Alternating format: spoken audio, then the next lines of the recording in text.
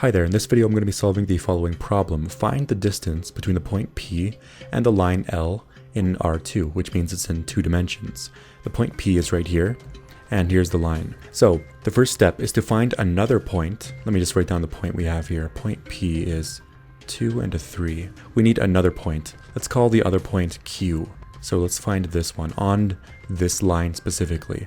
So how do we do that? Well, we just put in a random variable into this equation. I'm going to put in a 0 as x. So imagine putting a 0 in for x. 3 times 0 here will give you 0. So now we're left with 4y equals 1. So let's solve for y in that case, so we know what that is. So 4y equals 1.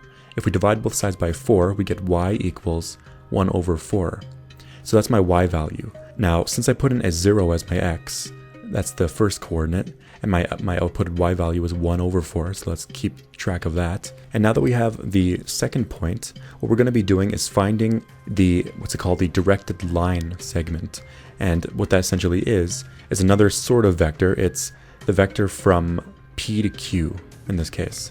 So this is what I'm talking about. So to find this, what we're going to be doing is subtracting each of these coordinates from each other. So in this case, we're going to be doing the first coordinate of Q, which is 0. 0 subtract the first coordinate of P, which is 2. So 0 subtract 2. That'll give me the x coordinate for this new vector we're trying to make. So now looking back at the y vector of Q again, we have 1 over 4 subtract then the P, which is a 3. So put a 3 there. And these two, if we did this calculation of both of them, will give me the x and the y coordinates of this vector right there. So 0 subtract 2 is just going to give me a negative 2. So let me just put that right here. And 1 over 4 subtract 3, well, we find a common denominator. Put a 4 there, multiply the top by a 4. That would give me a 12. 1 over 4 subtract 12 over 4 would give me negative 11 over 4. So negative 11 over 4. And now we found a vector for the directed line segment, PQ. And now the reason we went through all the trouble of finding that was because now we need to use it inside the formula. So the formula takes in a line vector. So it's going to take in the line vector PQ, and it's going to be multiplying it by, I'll just put a bracket here for multiply. It's going to multiply it by the n, or the normal of the line.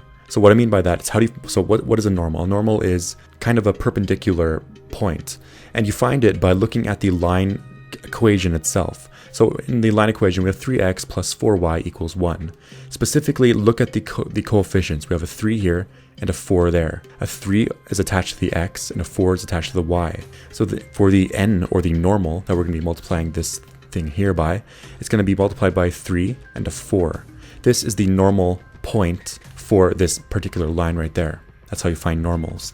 Then you divide it by the length of the normal right here that you found. So how do you find length of a vector? So you do it by doing the square root of the individual components inside. So 3 squared add 4 squared.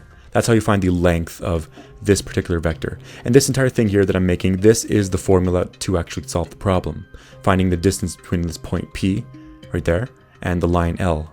The line L is this one, what we've been working with. So now it's just a matter of multiplying it through. So first off, the PQ here, I wrote PQ instead of the actual stuff, so that's kind of problematic. Let's work with the top first. So let me erase the PQ here and put in what should be there. Let's put in a negative 2 and a negative 11 over 4. So first off, negative 2 multiply 3 is going to give me negative 6. Negative 11 multiply 4, the 4s will cancel out, giving me negative 11 as for what's being on top. Whenever you're multiplying vectors like this, you also add them up at the end. You don't just keep them like this. You add up negative 6 and negative 11. So I shouldn't have put a comma there. So negative 6 subtract negative 11 will give you negative 17. And that's going to be what's on top, the numerator. So now let's work with the bottom. We have 3 squared plus 4 squared. That's going to be a 9 plus a 16.